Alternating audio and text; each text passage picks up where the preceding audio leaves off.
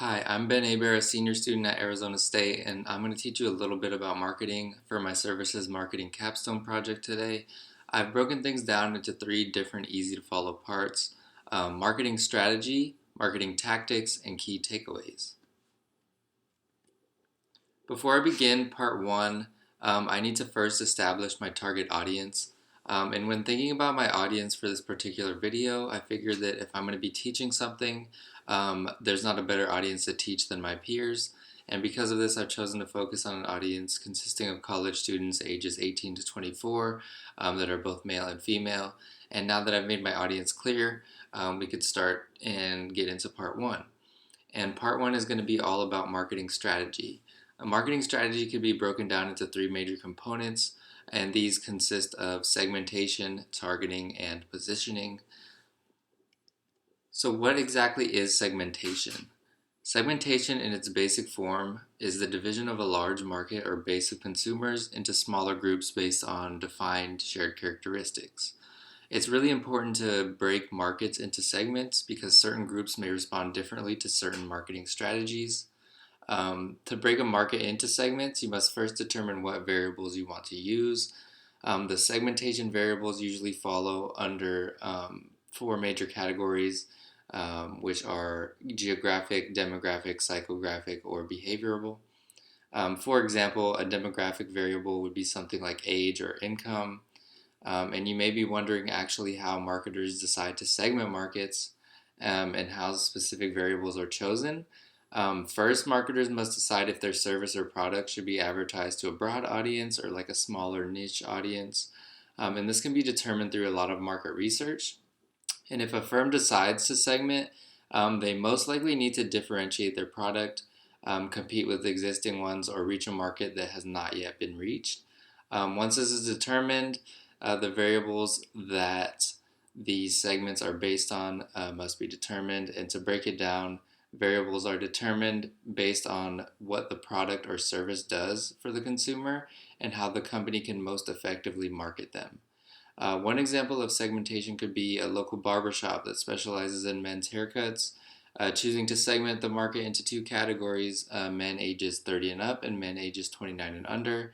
And they would do this by choosing the segment in the market because the two different age groups may need completely different things in terms of service, like such as the type of haircut or anything else that they offer. And another example of segmentation would be a massage parlor choosing to focus on the market of working parents. And after researching the segment, the parlor would be able to tailor their services to kind of best fit what the group actually needs. So next we're going to talk about targeting. Targeting is tied extremely closely to segmentation.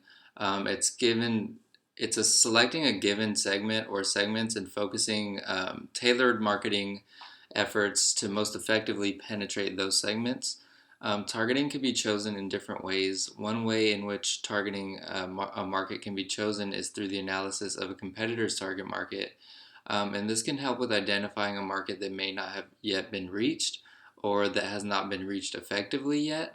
And another method in selecting a target is analyzing what benefits your products or services provide and who would benefit the most from them. This can be done through market research. One example of targeting from a services standpoint would be a restaurant realizing their competition doesn't really appeal to picky eaters. The restaurant could do further research and advertise offerings with simple, customizable choices.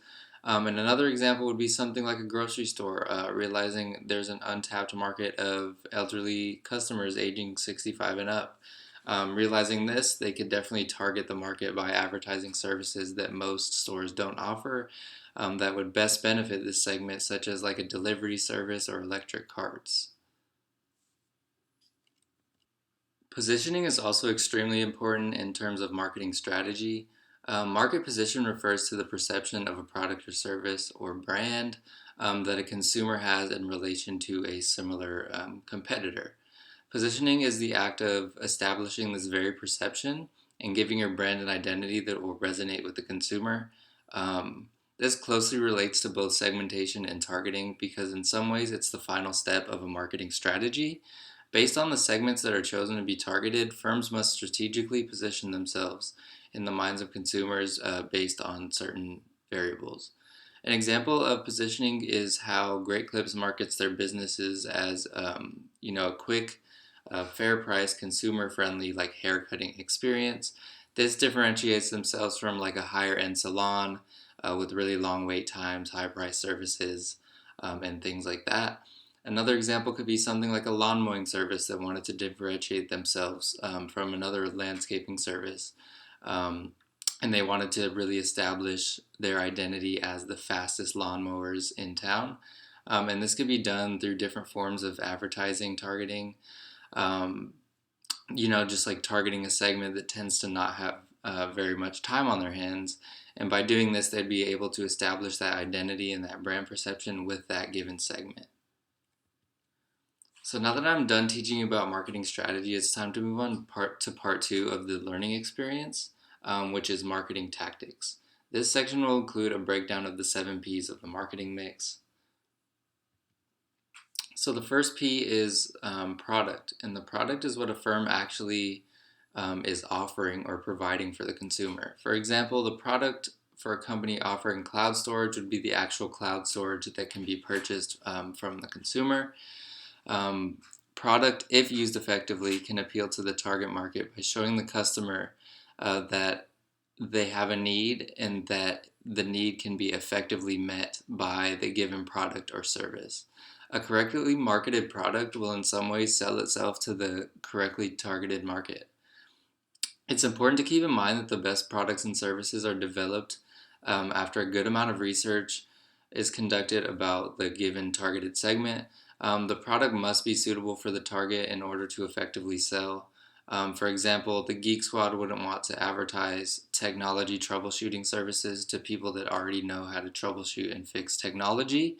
What they would want to do is market their product to those who can't fix technology and that need technology to be fixed because their need would be met by the Geek Squad. So the second P is going to be place, and that's the actual location where the product or service is sold. For example, the place where a cleaning service would sell their product would be in whatever location the client requests the service. If a product or service is sold in the correct place, potential sales will be maximized and the target market will find it easier to purchase. If a product or service is logistically simple for the target market to purchase, they'll be more likely to purchase it. It's important to consider that place does not exactly have to be a physical location. For example, something could be sold exclusively online and the place would be, online.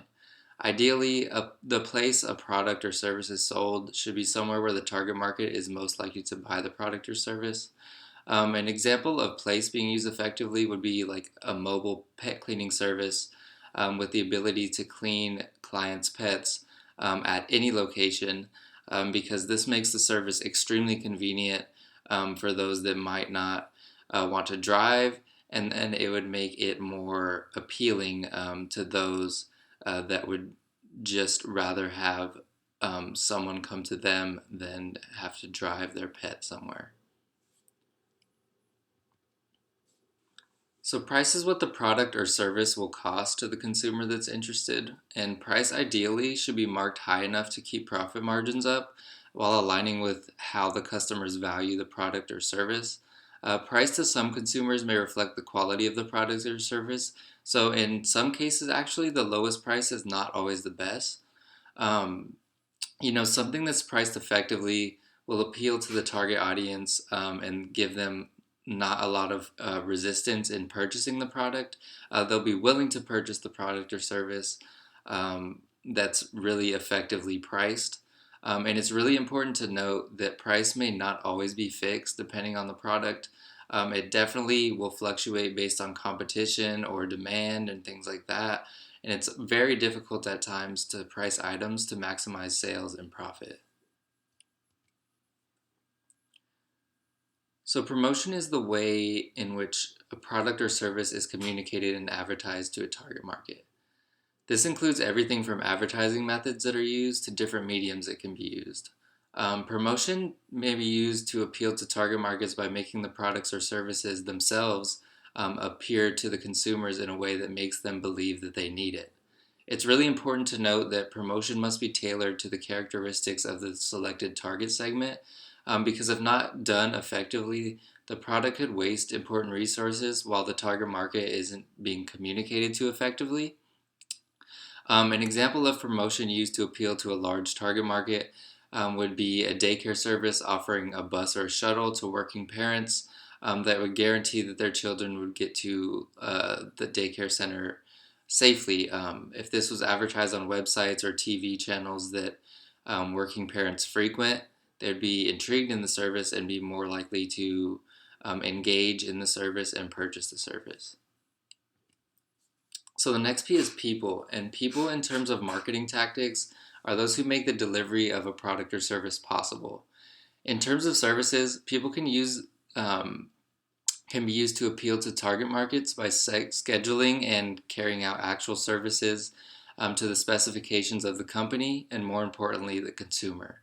They allow for consumers to receive the quality of service that they expect, and it's really important to note that without the correct people on board, it may be extremely difficult to actually deliver the service how it's really intended to be delivered. And an example of people not being used effectively would be the cleaning service in a hotel not making the beds for each visitor. This is an example of a service that's expected from most people that pay for a hotel, and if the people aren't hired to do the service properly, people will be used ineffectively. And an effective use of people would be like something like the employees at Chick-fil-A saying "my pleasure" after every thing they do for each customer. This simple phrase, aligns with the Chick-fil-A service model and gives the service like uniformity in each restaurant and for each consumer's experience. So next is process, and process is how exactly services are delivered to the customer. It can be used to appeal to the customer by positively impacting their experience and attitude toward the product or service. It's important to consider that process directly affects user experience, so it includes things like speed of service delivery, communication with customers, wait times, delivery methods, and even more. One example of process is how employees at Sonic wear roller skates to deliver food to drive-in customers. First, the drive-in experience itself is unique because um, for most fast food restaurants, they either have the dine-in or the drive-through experience, while Sonic encourages you to drive in and eat in your car. And then the roller skating servers are also very unique because they give Sonic a unique brand identity and give customers a unique service experience. And in both of these aspects of Sonic are part of Sonic's process and gives um, the consumer a memorable experience. So the final P is going to be physical evidence. In terms of services, physical evidence is things that come with the completion of a service, even when the service is at times intangible. Physical evidence could be things like receipts or a new tattoo on someone's skin after a tattoo appointment. And it could be great to appeal to customers as it ensures customers um, of the service that they just purchased. It's really important to note that even when services are intangible, there's usually tangible evidence to prove that a service was complete, like in its things like receipts, and even like an online receipt would be considered physical evidence. And physical evidence may come in all the different types of different forms and shapes depending on the service that's actually provided. Another really great example of physical evidence is when like a drastic haircut is complete. While the service is perishable, the result can clearly be seen after someone gets a drastic haircut, and this would definitely be a great example of physical evidence. Now that both parts 1 and 2 are complete, it's time to move on to part 3 of the learning experience, the key takeaways. Takeaway one is that segmentation is extremely important in effectively communicating a service to maximize the potential of success. If a market segmented is segmented correctly, a service can be sold more effectively and consumers will be able to make a decision. Segmentation allows consumers to differentiate their product, compete with existing products, and reach a market that might not have been reached yet. The next takeaway is that positioning needs to be used with segmentation and targeting in mind. This is really important to think about because if positioning isn't done correctly, your product or service might not be perceived in the way you want it to in the mind of the consumer. And if positioning can be controlled, if you can control where you position your product or service, you can place that product or service in the mind of consumer relative to your competition, increasing your chances of success and also giving you a little bit of control as to how your product is actually perceived. The final takeaway is that the 7Ps, um, all by themselves, they can individually increase the appeal for your service for a given target market. And while each P can be used by itself, if all seven are used correctly together, a product can be marketed the most effectively and will appeal to the consumer um, in the best possible way. So overall, throughout the presentation is my goal to really teach you a little bit about marketing. I gave you a lot of key examples and things to take away from the lesson, and I hope that each part of the lesson was in some way helpful or informative. And yeah, thank you.